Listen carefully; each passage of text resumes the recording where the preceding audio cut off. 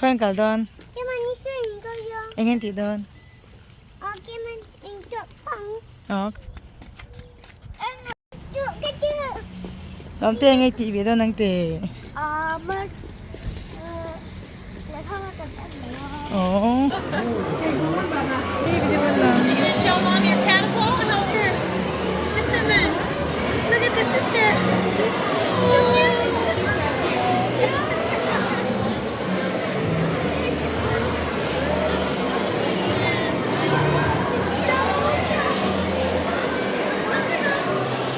Oh.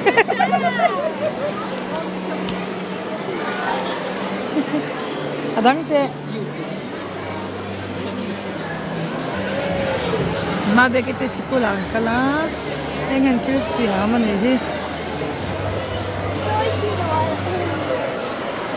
Khi nắng mà hết là hi hi, cho bây giờ mình khi ilu cho bây giờ là lo.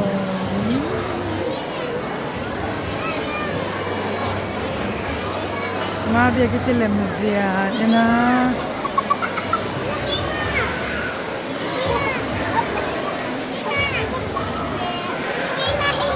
Hey, mà bây giờ gì à? Ni ama ni gì à? Apa tiang em. Mabiaki te school at 9 na ya. Yan ang class din yan ang lauti sa kaya. Ingin ziave ya? Siam may kanya ziave.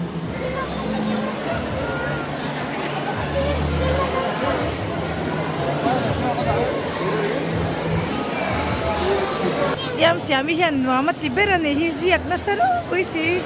Ma. Lom te ngay giờ về mà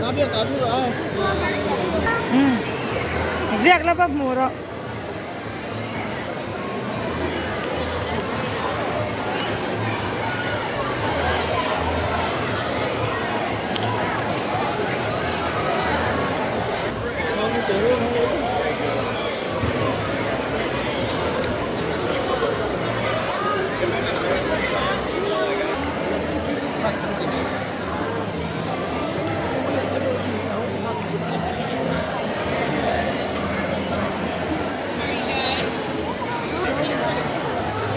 hạt trong anh thấy này chứ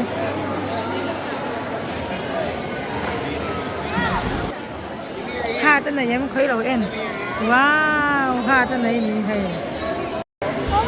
mà bây giờ ta hay hay mà bây giờ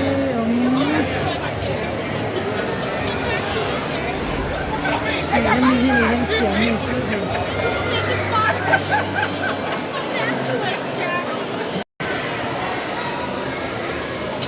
Asho class đang hậu ta này he à ba ngồi về hiện cho thằng đi xem này rồi nha